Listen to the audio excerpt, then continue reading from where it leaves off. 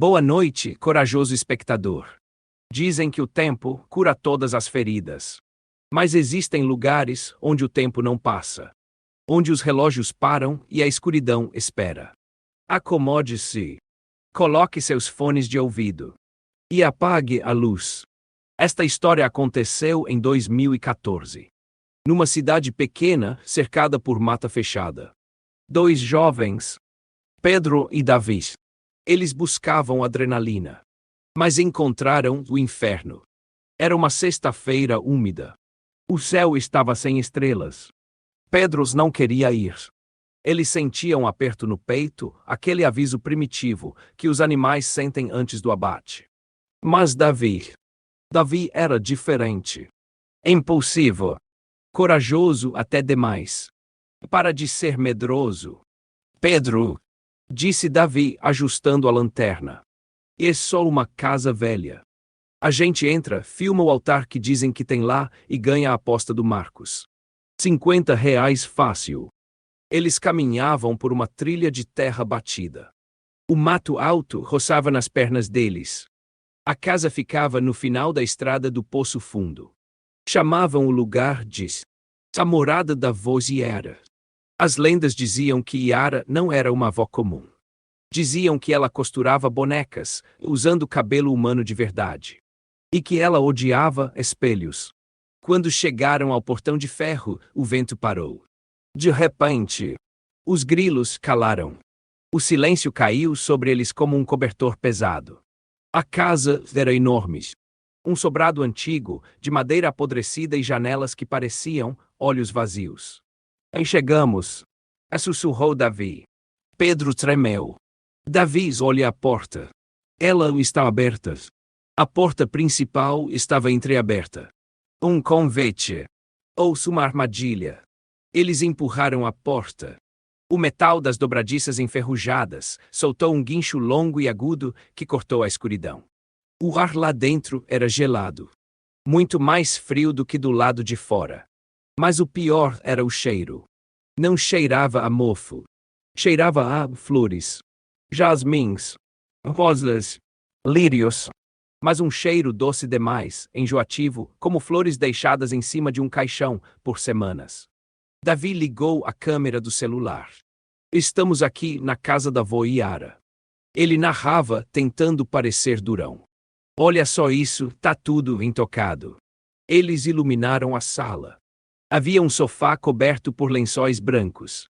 Uma cristaleira cheia de louças finas. Parecia que alguém ainda morava ali. Pedro se aproximou de uma mesa pequena no canto. Havia um porta-retratos. Ele limpou a poeira com o dedo. E o coração dele falhou. A foto era de uma família antiga. Pai, mãe e 3 filhos. Mas os rostos, todos os rostos, haviam sido riscados com faca. Com força. Onde deviam estar os olhos, havia buracos no papel. Davi. Pedro chamou com a voz trêmula. E vamos embora. Isso não é brincadeira. Espera. Davi respondeu, distraído, olhando para a parede do corredor. Pedro, você notou uma coisa. O quê? Os espelhos. Pedro iluminou o corredor. Havia 3 espelhos grandes, com molduras douradas. Mas todos eles estavam virados para a parede. Nenhum mostrava o reflexo. Apenas a madeira podre do fundo. Por que alguém viraria os espelhos? Perguntou Davi. Antes que Pedro pudesse responder, eles ouviram. Vinha da cozinha. O som de uma faca batendo contra a madeira. Uma batida seca. Depois outra. E mais outra. Lento. Rítmico. Pesado. Os 2 congelaram. Davi apagou a lanterna por instinto. Ficaram no escuro total. Apenas a luz pálida da lua entrava pelas frestas da janela. A batida continuou. Mais forte. Mais perto. Tem alguém aqui. Sussurrou Pedro com lágrimas nos olhos. É um mendigo. Ou um drogado. Vamos sair. E cala a boca. O fez Davi. O som parou. Silêncio absoluto. Então uma voz de mulher, velha, rouca, como se a garganta estivesse cheia de areia. A carne precisa ser macia. Pedro puxou o braço de Davi. Eles recuaram para a porta da frente. Pedro girou a maçaneta. Trancada. Zuqué. Pedro girou com força. Estava aberta agora mesmo. A porta não movia. Parecia soldada na parede. Eles estavam trancados. As janelas. Gritou Davi. Eles correram para a janela da sala. Mas onde antes havia vidro, agora havia tijolos. Tijolos velhos e úmidos. Como se a parede estivesse ali há 100 anos. A casa estava mudando. Foi quando ouviram passos no andar de cima. Passos arrastados. E o som de algo pesado sendo puxado no chão, como correntes de ferro. Meus netinhos chegaram. A voz ecoou pelas paredes. Não vinha de um lugar só. Vinha de cima. De baixo. De dentro da cabeça deles. E para cima. Gritou Davi. Talvez tenha uma saída pelo telhado. Era uma ideia estúpida. Mas o pânico não deixa a gente pensar. Eles subiram a escada de madeira correndo. Os degraus gemiam alto sob o peso deles. Chegaram ao corredor superior. 4 portas. Todas fechadas. Davi chutou a primeira porta. Abertas. Eles entraram e bateram a porta com força atrás deles, encostando um armário para bloquear a entrada. Davi estava ofegante. Pedro chorava baixinho. O que é aquilo? O que é aquilo, Davi? E Pedro soluçava. Davi iluminou o quarto onde estavam. E o facho de luz revelou o horror. O quarto estava cheio de bonecas. Centenas delas. Sentadas em prateleiras. No chão. Na cama. Mas não eram bonecas de plástico. Eram feitas de pano sujo. E os olhos? Os olhos eram botões costurados. Algumas tinham dentes. Dentes humanos amarelados enfiados na boca de pano. E no centro do quarto havia um espelho. O único espelho da casa que não estava virado. Ele era enorme. Antigo. Mas o vidro parecia líquido. Como uma água escura girando lentamente. Pedro olhou para o espelho. E viu o reflexo dos dois. Davi suando frio. E Pedro tremendo. Mas no reflexo havia mais alguém. Atrás deles. No canto escuro do quarto. No espelho ela estava lá. Uma senhora minúscula. Vestida de preto. Com um véu sobre o rosto. Pedro girou o corpo para trás. Ali. Mas o canto do quarto estava vazio. Ele olhou de volta para o espelho. A velha estava lá. No reflexo. E ela estava se aproximando. Davi não olha para o espelho. Gritou Pedro. Mas Davi estava hipnotizado. Ele caminhava em direção ao vidro. Pedro, ela quer me mostrar uma coisa. Não. Davi, sai daí. No espelho, a velha levantou a mão. Os dedos eram longos, descarnados. Unhas pretas e curvas.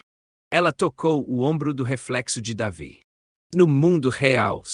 Davi soltou um grito terrível de dor. Ele está queimando. A camisa de Davi começou a rasgar no ombro sozinha. Marcas de garras apareceram na pele dele. Sangue começou a escorrer. Mas não havia ninguém tocando nele. O ataque vinha do reflexo. Pedro, num ato de desespero, pegou uma cadeira de madeira velha. E arremessou com toda a força contra o espelho. O barulho da explosão foi ensurdecedor. 1000 pedaços de vidro voaram pelo quarto. Uma fumaça negra saiu de dentro dele, cheirando a enxofre e cabelo queimado. Corre! Pedro agarrou Davi pelo braço ferido. Eles tiraram o armário da porta. E saíram para o corredor. Mas a escada tinha sumido. O corredor agora era infinito. Portas e mais portas, se estendendo para a escuridão sem fim. A voz da velha agora estava muito perto. Sussurrando bem atrás da orelha deles. Que indelicadeza quebrar meus brinquedos. Por aqui. Pedro viu uma fresta de luz no chão. Era um alçapão. Eles se jogaram no chão e abriram a tampa pesada. Dava para o porão ou para a saída. Não importava. Pedro desceu primeiro. Caiu na terra batida. Ele olhou para cima. Vem, Davi. Pula. Davi estava na borda do buraco. Mas algo segurou o pé dele. Pedro. Davi disse com a voz fraca. E me ajuda. Uma mão saiu das sombras do corredor. Uma mão cinza e podre. Ela agarrou o tornozelo de Davi e começou a puxar. Davi arranhava o chão. As unhas dele quebrando na madeira. Pedro! Ele gritou em desespero. Pedro tentou subir. Tentou alcançar a mão do amigo. Seus dedos se tocaram por um segundo. A mão de Davi estava suada. A mão de Pedro escorregou. E então, com uma força desumana, Davi foi puxado para trás, arrastado violentamente para dentro da escuridão do corredor. O grito dele foi agudo e cortado de repente. A porta do alçapão bateu sozinha, com um estrondo seco e final. Pedro ficou no escuro, no silêncio, ouvindo apenas a própria respiração acelerada. E lá em cima, o som úmido de mastigação e risadas baixas. Pedro achou uma saída pelo duto de ventilação do porão. Ele correu pela mata por 3 horas, sem olhar para trás. Chegou na cidade com as roupas rasgadas e a mente quebrada. A polícia foi até o local no dia seguinte. Encontraram a casa, mas estava em ruínas. Não havia teto. Não havia móveis. Apenas paredes caídas e mato. Como se estivesse abandonada há 50 anos.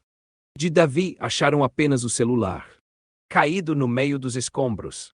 No celular havia um último vídeo gravado. Mas a imagem estava toda preta. Só dava para ouvir o áudio. No áudio, Davi chorava. E uma voz sussurrava: agora eu tenho olhos novos. Pedro nunca mais foi o mesmo. Ele vive trancado no quarto, com as luzes sempre acesas. Mas o mais estranho é que na casa de Pedro não existe nenhum espelho. Ele quebrou todos, até o do banheiro. Até a tela do celular ele lixa para não dar reflexo. Porque ele diz que às vezes, quando vê seu reflexo numa poça d'água ou numa vitrine, ele não vê o próprio rosto. Ele vê o rosto de Davi, pálido, com a boca costurada, e no lugar dos olhos, apenas 2 buracos negros, olhando-os para eles.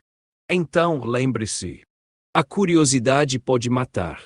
Mas algumas coisas são piores que a morte. Boa noite.